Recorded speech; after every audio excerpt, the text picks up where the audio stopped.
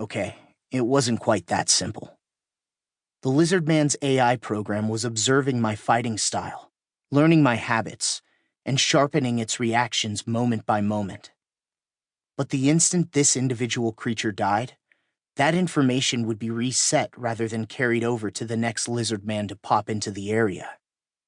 So in a sense, this lizard man was alive. It was a unique individual, one of a kind. Right. It couldn't have understood what I was muttering under my breath.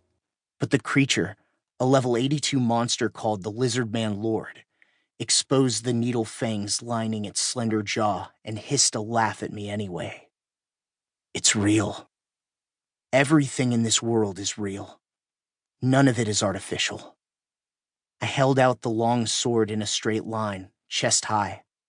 The lizard man raised the buckler on its left arm and drew back the scimitar in its right.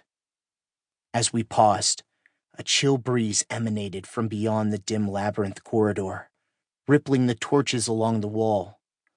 The flame light flickered off the damp stones. Arrgh! With a ferocious roar, the lizard man lord leaped forward. Its scimitar darted for my stomach in a sharp arc, a brilliant orange curve flashing through the air. Fell Crescent was a high-level heavy attack skill for curved swords, a deadly charging blow that covered a distance of 4 yards in just 0.4 seconds. But I knew it was coming. Keeping my distance was the entire plan. I was daring the enemy AI to use it against me. The scimitar blade passed just inches from my face, my nose wrinkling at the charred odor left in its wake.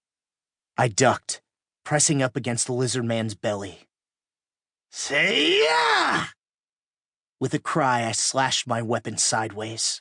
The blade, glowing cyan, sliced through the scales of the creature's soft underbelly, spraying beams of crimson light in place of blood as a dull crack sounded from above.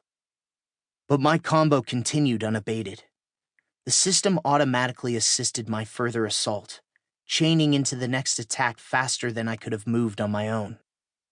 This is the advantage of sword skills, the most significant and decisive feature of battle in this world. As the sword leaped back from left to right, it found purchase in the lizard man's chest again. I followed that momentum into a full-body spin and drove my third blow even deeper into the enemy's core. No sooner had the lizard man regained mobility than it let out a roar of rage and fear, swinging its scimitar down from on high. But my combo wasn't over yet.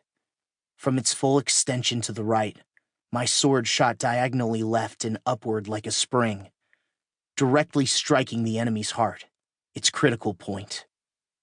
This 4-stroke combination left a square of glowing blue lines extending outward from me. Horizontal square, a 4-part sword skill.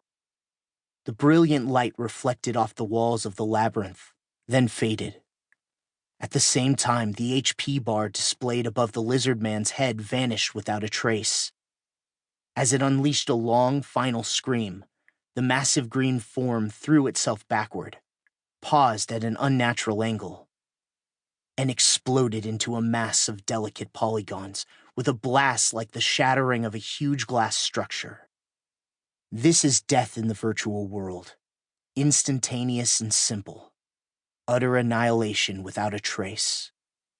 A purple font in the center of my view popped up, listing my experience and item rewards.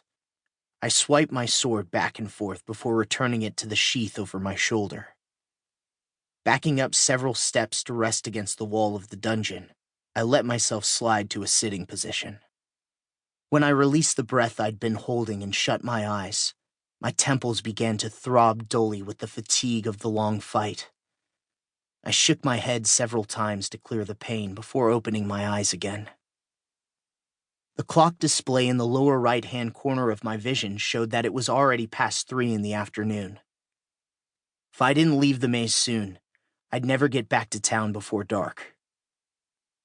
"Better turn back," I muttered to no one in particular and slowly rose to my feet. It was the end of a full day's worth of progress, another day of